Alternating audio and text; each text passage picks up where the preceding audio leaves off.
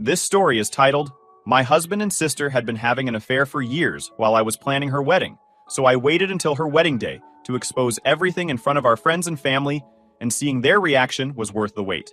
Hi everyone, before we dive in, a quick favor. If you enjoy content like this, please hit the subscribe button. It's free, supports the channel, and make sure you never miss out on amazing videos. Alright, let's get started. Hey Reddit, this is my first time posting here, so bear with me. I've been holding this in for months. And honestly, I think I just need to get it all out somewhere. I'm not sure where to start, but I guess I should introduce myself. My name's Natalie, I'm 31, and 6 months ago, my life pretty much fell apart. I found out my husband of 7 years, Daniel, was having an affair with my younger sister, Fiona. Yeah, you read that right, my sister. It still feels unreal even typing it out. Looking back now, I guess there were signs. I just didn't want to see them. Daniel and I met in college. He was charming, funny, and one of those people who could light up a room. We got married a few years after graduation, and things were great, at least for a while. Our lives weren't super exciting or anything. We both worked full-time. He's in marketing, and I'm a graphic designer. And we spent most evenings at home, watching TV or cooking dinner together. Weekends were for errands or little day trips. Nothing fancy, just the kind of life I thought we both wanted. Fiona and I had always been close. She's the bubbly, outgoing one in the family, the type of person who can make friends with a stranger in 5 minutes. Growing up, she was like my shadow, always following me around, and as adults, I felt like we were more like best friends than just sisters. She's a wedding planner, which suits her personality perfectly. She's always been good at making people feel special and keeping everything running smoothly. When Daniel and I got married, she helped plan our wedding, and I was so thankful to have her by my side. I never imagined she'd betray me like this. There were definitely signs that something wasn't right in my marriage. It started small. Little changes in Daniel's behavior that I brushed off at first. He started working late more often, claiming he had big projects to finish. He'd always been busy with work, but now it felt like he was putting in extra hours every week. When I asked him about it, he'd say something like, "You know how it is. Clients are demanding." And I believed him because, why wouldn't I? Then there was his phone. Daniel's always been a bit protective of his gadgets, but it got weird. He started keeping his phone face down on the table all the time, and taking it with him everywhere, even to the bathroom. One time, I jokingly asked him, "What's with the secrecy? You hiding state secrets or something?" He laughed it off and said, "I just don't want it to get scratched." That didn't even make sense, but I let it go. The changes didn't stop there. He started paying way more attention to his appearance. Daniel's never been one to fuss about how he looks. He's the kind of guy who throws on whatever's clean and doesn't think twice. But suddenly, he was buying new clothes, trying out skincare products, and even going for morning jogs. He claimed he wanted to be healthier, but it felt off. It wasn't like him. Fiona was the one I turned to when I started feeling uneasy. I told her about how distant Daniel had been, and how I felt like something was missing between us. She always reassured me. "Don't overthink it, Nat," she'd say. "Every couple goes through this kind of phase." I believed her because she was my sister, and she always knew the right thing to say. I'll admit, I started second-guessing myself a lot during that time. Was I imagining things? Was I being too sensitive? It's hard to explain, but when you're in a situation like this, you start doubting your own instincts. I didn't want to be the paranoid wife who jumps to conclusions over every little thing, so I tried to push those feelings aside. And then, there was the night I walked into the kitchen and found him typing something on his phone, smiling at the screen. When he saw me, he immediately put the phone down and said, "Hey, what's up?" Like nothing had happened. Another time, he canceled plans for our date night, saying he had to go to an emergency meeting with a client. I'd spent hours getting ready, even putting on makeup and a dress, which I don't usually bother with.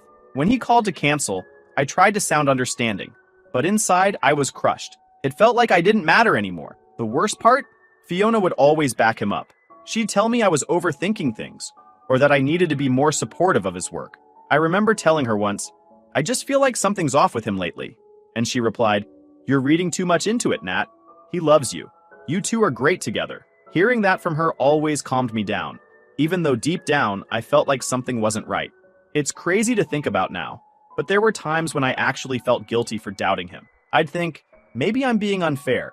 Maybe I'm just stressed out, and it's affecting how I see things. I guess that's what makes this whole thing hurt so much. I trusted them both completely.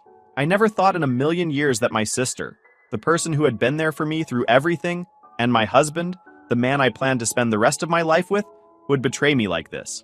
I still don't know why I didn't dig deeper sooner. Maybe I didn't want to know the truth. Maybe I was scared of what I'd find. All I know is that I spent months walking around with this uneasy feeling, trying to convince myself that everything was fine, when it was anything but. So after months of brushing off my gut feelings, something finally snapped. It wasn't one big moment or some dramatic confrontation. It was more like a slow build of little things I couldn't ignore anymore. I'd started noticing how often Daniel's phone was lighting up with notifications at odd times. But it wasn't until one specific night that I decided to stop second-guessing myself. We were sitting on the couch watching a show. I don't even remember what it was because I was distracted the whole time. Daniel had his phone in his hand, like always, and I noticed he was smiling at something. It wasn't just a normal smile, though. It was this soft, almost affectionate look. I asked, "What's so funny?" trying to keep my tone light, but he immediately locked the screen and said, "Oh, nothing. Just some dumb work thing." That response didn't sit right with me. Work texts don't usually make you smile like that. I let it go in the moment because I didn't want to start an argument, but that was when I decided I couldn't just keep ignoring this anymore. I needed to know what was really going on. That night, after Daniel went to bed, I sat in the living room with my mind racing. I kept thinking about his behavior, about how distant he'd been lately, and how Fiona always seemed to brush off my concerns whenever I talked to her. My stomach was in knots because a part of me already knew what I was going to find. I just didn't want to believe it. I remembered something Daniel and I had done a few years ago when we were setting up a new phone for him. We had linked our Apple IDs for convenience, so we could share apps, music, and stuff like that. I hadn't thought about it in years, but sitting there on the couch, it hit me. I could still use that link to check his activity. I grabbed my phone. I needed answers. I opened the settings and re-linked his account to my phone. The first thing I saw was his iMessages. My heart started pounding as I scrolled through his recent chats, and there it was, a conversation with Fiona. At first, it looked innocent. Lots of short messages about family stuff, planning dinners, and general chit-chat. But as I scrolled back further, the tone changed. There were inside jokes I didn't understand, late-night, good-night texts, and even some flirty comments. I kept scrolling, feeling more and more sick with every message I read. And then I saw a photo.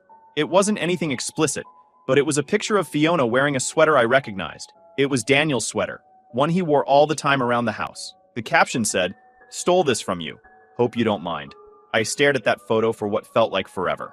I didn't even know how to process it. I wanted to wake him up right then and there, scream at him, demand an explanation. But something stopped me. I think it was the realization that this wasn't just a random one-off thing. If they were this comfortable, this casual about it, it had to be deeper than I'd thought. Instead of confronting him, I decided to dig deeper. I knew if I wanted the full story, I had to be smart about it. I started going through his other apps. That's when I found their WhatsApp chats. Unlike the iMessages, these weren't casual at all. They were long, detailed conversations, plans to meet up, discussions about how to keep things hidden from me and Fiona's fiancé, Alex. They even joked about me being too trusting. One message stood out. It was from Fiona, and it said, "She's working late tomorrow, right? You can come over then. I'll make your favorite." I felt like I couldn't breathe. My own sister, someone I'd trusted completely, was orchestrating this whole thing behind my back. I took screenshots of everything and sent them to myself. I didn't even know what I was going to do with them yet, but I knew I needed to have proof. Over the next few days, I kept checking his messages, watching their conversations unfold in real time. It was like living in a nightmare I couldn't wake up from. They weren't even trying to be careful. There were messages about hotels they'd stayed at, dinners they'd had together, and even jokes about how Alex and I were so clueless. One time, Fiona sent a picture of a lingerie she'd bought and said, "Can't wait to wear this next time I see you." Daniel replied, "You'll look beautiful in it."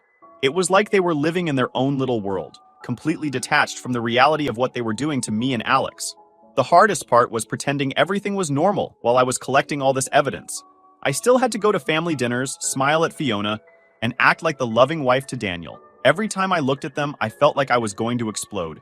I'd catch little moments, like the way Fiona would touch Daniel's arm when she laughed, or how they'd exchange quick glances when they thought no one was looking. I don't know how I didn't lose it right then and there. One night, while Daniel was in the shower, I synced his calendar to my phone. That's when I found out about all the times they'd met up without me knowing. Client meeting, gym session, work event, all of it was code for them sneaking around together. They even had specific days marked off where they'd planned entire weekends together. I felt like I was unraveling. How could they have done this for so long without me noticing? How could I have been so blind? But instead of confronting them, I kept quiet. I needed more. For now, I'll just say that watching them act like nothing was wrong, like they weren't betraying two people who trusted them, was one of the hardest things I've ever had to endure. Writing this down is kind of cathartic. I'll post more soon, but thanks for reading if you've made it this far. Update 1. Hey Reddit, I'm back. Thanks for sticking with me while I piece all of this together. I want to tell you about an event that happened a little before everything came to light. It was one of those moments where I had to hold myself together, even though the betrayal was staring me right in the face. It was so surreal that I still get angry thinking about it. Fiona, being the social butterfly that she is, had organized a charity fund run in town. It was something she'd been planning for months, and the proceeds were going to a local children's hospital. She'd been talking about it nonstop, and since it was for a good cause, I decided to take part. Daniel was weirdly enthusiastic about it too, which felt off because, let's be real, he's not the get up early and run for charity type of guy. But he signed up and said it would be a good way to spend time together as a family. If I didn't know what I knew, I probably would have thought it was sweet. The day of the event was sunny and warm, and there were people everywhere.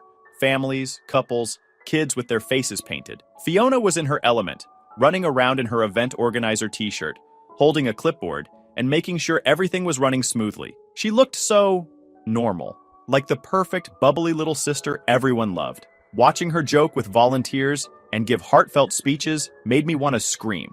How could she be so fake? Daniel, of course, was right by her side, helping set up tents and hand out water bottles like he was Mr. Charitable. I wanted to believe it was just because he was being supportive, but I knew better. Every time he talked to Fiona, he'd lower his voice slightly, or they'd exchange these quick little glances when they thought no one was looking.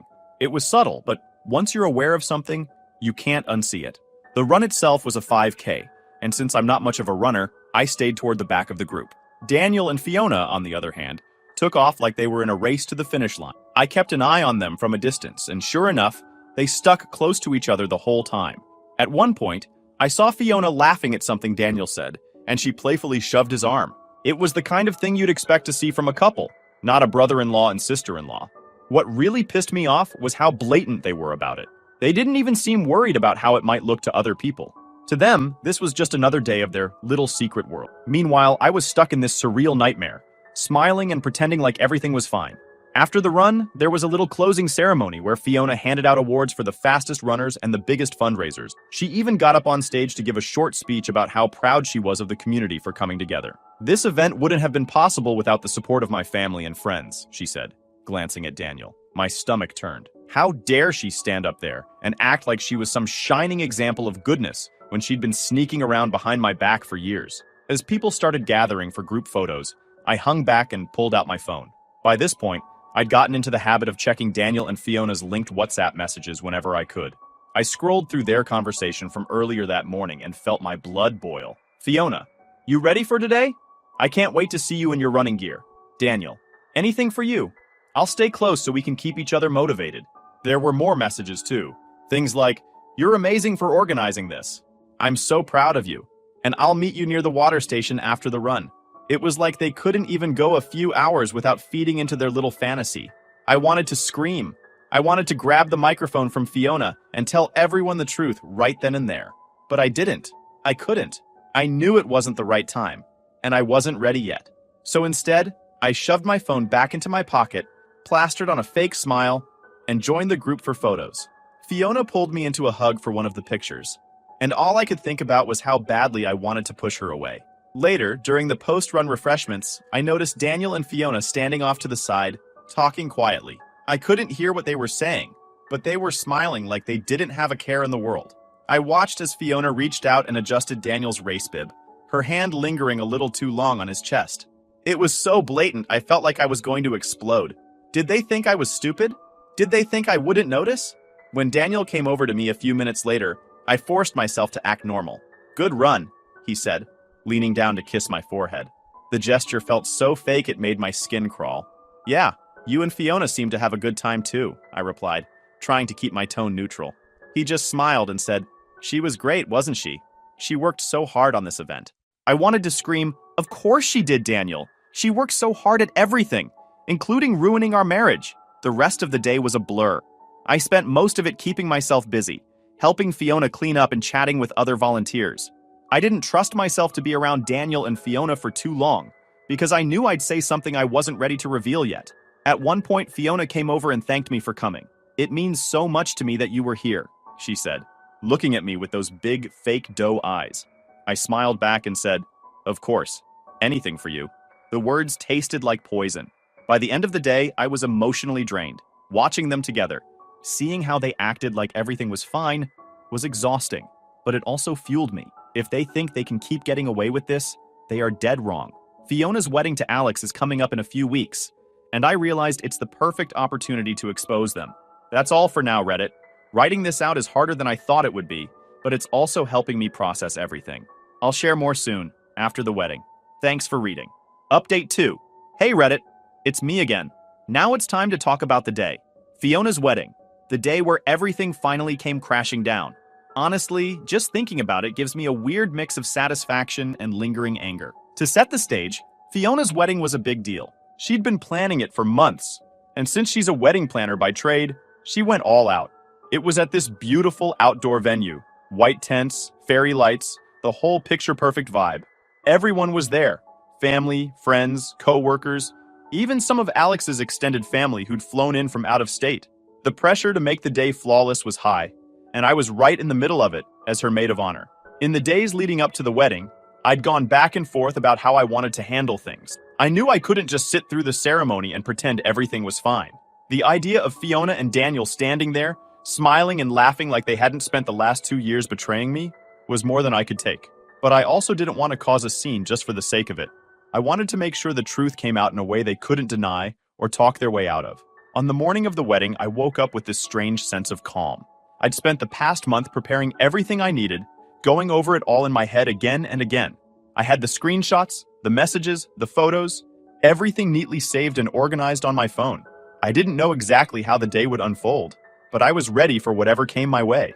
The first part of the day went about as you'd expect. I helped Fiona get ready, making sure her dress looked perfect and that her makeup was on point. It was one of the hardest things I've ever done, standing there and acting like the supportive sister while she gushed about how excited she was to marry Alex. At one point, she even grabbed my hands and said, "I couldn't have done any of this without you, Nat. You're the best sister anyone could ever ask for." I wanted to laugh in her face, but instead I just smiled and said, "Anything for you." Daniel showed up about an hour before the ceremony, looking sharp in his suit. When he saw me, he gave me this warm, affectionate smile, like we were still the happy couple everyone thought we were. It made my stomach turn. He spent most of the pre-ceremony time hovering around Fiona, checking on little details and making sure she had everything she needed. To anyone else, it probably looked like he was just being a good brother-in-law, but I knew better. The ceremony itself was beautiful, I'll give them that. Fiona looked stunning in her dress, and Alex couldn't stop smiling as she walked down the aisle. For a brief moment, I felt this pang of guilt, like maybe I was about to ruin something that didn't need to be ruined. But then I remembered all the lies, the sneaking around, the nights I spent crying, while they carried on like nothing was wrong. That guilt disappeared real quick. When the reception started, I knew my moment was coming. As maid of honor, I was expected to give a speech. It was the perfect opportunity, and I wasn't going to waste it. I'd spent weeks thinking about what I wanted to say and how I wanted to say it. My goal wasn't just to expose them. It was to make sure everyone knew exactly who they were and what they'd done. When it was time for the speeches, I stood up with my glass of sparkling cider and took a deep breath. The room was quiet, all eyes on me. Fiona was sitting at the head table with Alex, looking radiant and completely oblivious to what was about to happen. Daniel was a few seats away, watching me with a proud smile that made me want to throw my drink in his face. "I'd like to start by thanking everyone for being here today," I began, keeping my tone light and cheerful. "Fiona and Alex, this day is absolutely beautiful, and it's clear how much love and effort you've both put into making it perfect." There were murmurs of agreement from the crowd, and I could see Fiona beaming, probably thinking this was going to be some sweet, sappy tribute. She had no idea what was coming. As Fiona's sister, I've had the privilege of watching her grow into the amazing woman she is today, I continued. And as her maid of honor, I've had the honor of helping her plan this incredible celebration of love.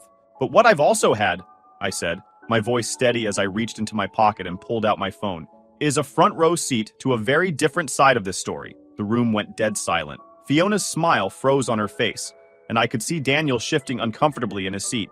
I unlocked my phone and pulled up a file I'd saved, a message thread between Fiona and Daniel. I held it up for everyone to see. "Over the past few months, I've discovered some things about Fiona and my husband Daniel," I said, my voice steady despite the adrenaline coursing. "Things that go far beyond what anyone here would expect. Like this message from Fiona to Daniel sent 2 nights ago. I read it aloud. Can't wait to see you tomorrow. You'll always be my favorite. Gasps echoed around the room, and I could hear people whispering. Fiona tried to stand up, her face pale, but Alex reached out and grabbed her arm, keeping her in her seat. Daniel started saying something, probably trying to stop me, but I held up a hand to silence him. Or this one, I said, scrolling to another screenshot. She's working late on Thursday, so come over then. I'll make your favorite. I looked directly at Fiona as I added, that was sent while I was at work, busting my ass to help pay for this wedding, by the way. At this point, the room was chaos. Fiona was crying. Daniel was trying to stand up and explain. And Alex looked like someone had just punched him in the stomach. He grabbed the phone from my hand and started scrolling through the messages himself. When he looked up at Fiona, his face was red with anger. Is this true? He asked, his voice shaking. Fiona didn't answer. She just sat there, tears streaming down her face, while the entire room stared at her. I could have said more. I could have gone on for hours about all the things I'd uncovered, but I didn't need to. The truth was out, and there was no way for them to talk their way out of it. I stepped away from the microphone and walked out of the room, leaving the chaos behind me. I went straight home. I didn't want to stick around to see the fallout or hear excuses. My phone was blowing up with texts and calls from family members, but I ignored most of them. I needed time to process everything. I'd spent so much energy preparing for that moment that I didn't even think about what came next. All I knew was that there was no going back. The first real update I got was from my cousin Jenna, who stayed at the reception to see how it all played out.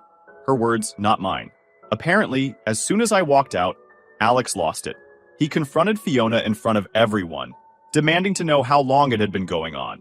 When she couldn't give him a straight answer, he threw down his napkin, said something like, "You disgust me," and walked out.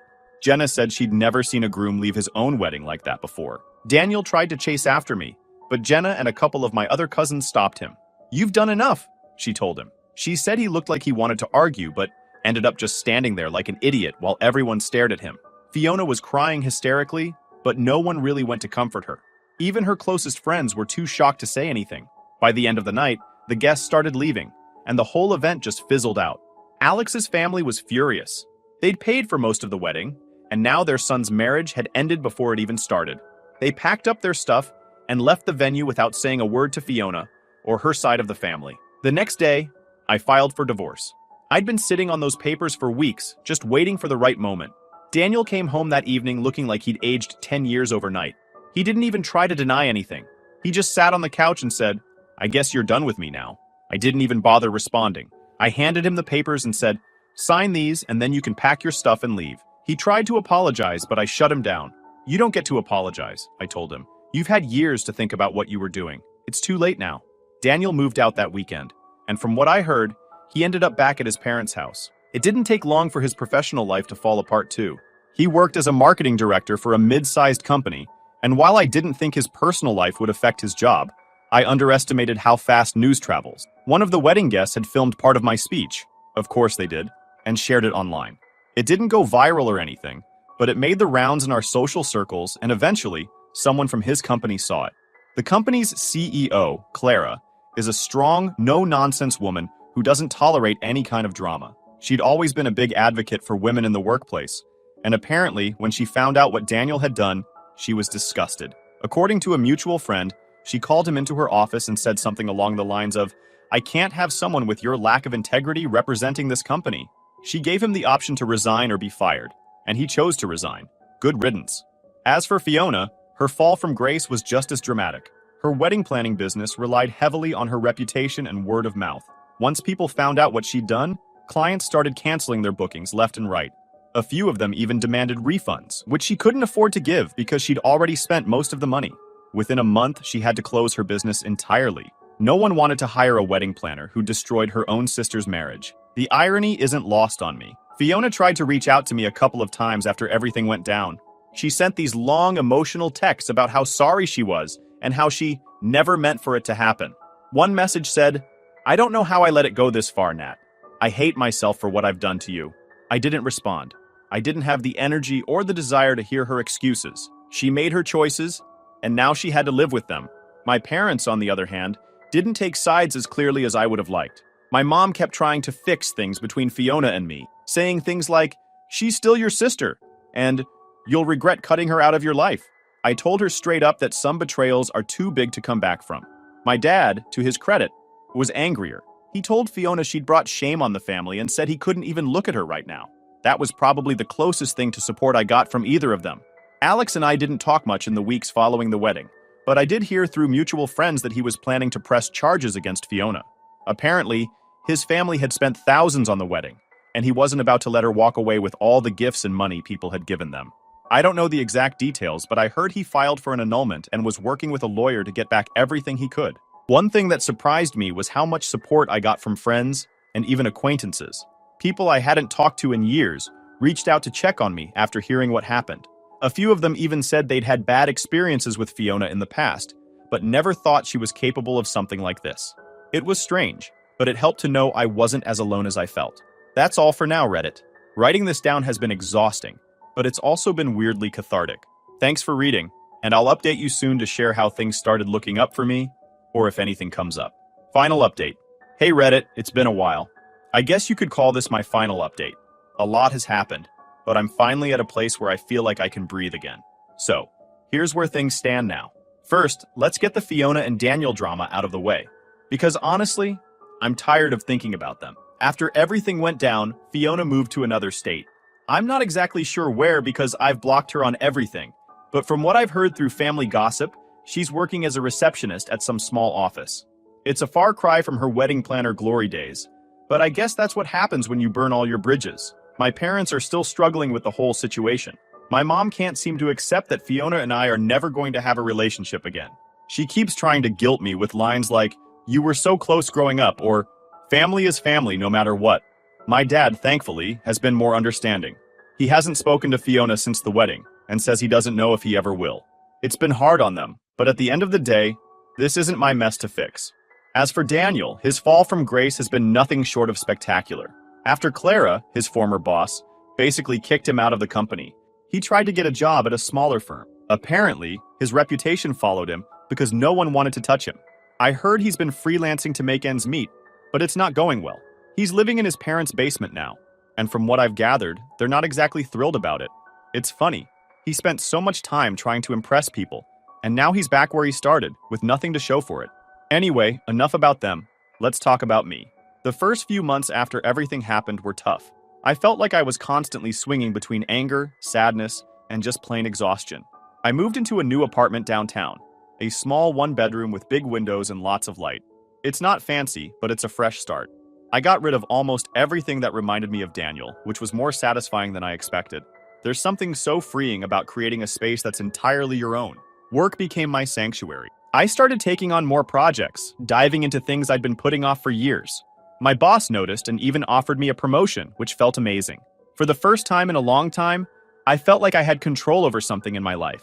It wasn't just about staying busy, it was about proving to myself that I could thrive on my own. Then there's Alex. I wasn't sure if we'd stay in touch after the wedding that wasn't, but somehow we did. It started with a few casual texts, checking in, sharing updates about the fallout, that sort of thing. We bonded over our shared misery, but it wasn't just that. We also made each other laugh, which felt like a lifeline during such a dark time. Our first real meetup was at a coffee shop near my apartment.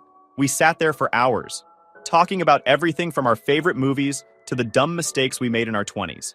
It was easy in a way I hadn't felt in years.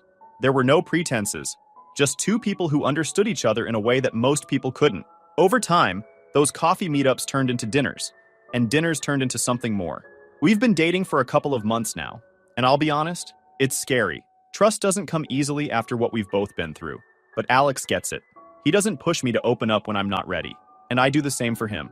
We're taking things slow, and for the first time in a long time, I feel hopeful about the future. One of the most unexpectedly healing moments came when Alex and I went to a park for a picnic. It was the same park where Daniel and I used to go for walks, and I'd been avoiding it for months.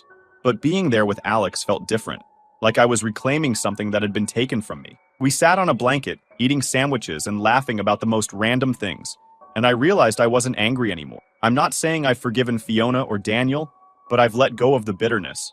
They're not worth my energy. Therapy has helped too. I wasn't sure if I wanted to go at first. It felt a little too self-help book for me, but it's been a game changer. My therapist has helped me work through the guilt, the anger, and all the messy emotions that come with being betrayed by the people you trusted most. I've learned that it's okay to set boundaries, to cut people out when they're toxic, and to put myself first for once. Looking back, I think the biggest lesson I've learned is that healing isn't linear. Some days, I feel like I'm on top of the world, and other days, I'll see something that reminds me of the past, and it'll knock me down for a bit. But that's okay. The important thing is that I keep moving forward. So, where does that leave me now? Honestly, I'm in a good place. My life isn't perfect, but it feels like mine again. I've got a new apartment, a job I love, and a relationship that's built on trust and mutual respect. I've even started thinking about traveling, something I've always wanted to do but never made time for. Maybe I'll go to Italy or Japan next year. Who knows? To anyone reading this who's going through something similar, I just want to say, you're stronger than you think. It's going to hurt, and it's going to suck, but you'll get through it. And when you do, you'll realize just how much you're capable of. Don't let anyone tell you how to feel or how to heal. Take your time, and don't be afraid to put yourself first. Thank you, Reddit, for giving me a space to share this. Writing it all down has been more helpful than I expected, and your comments and messages have meant the world to me. Here's to new beginnings and leaving the past where it belongs.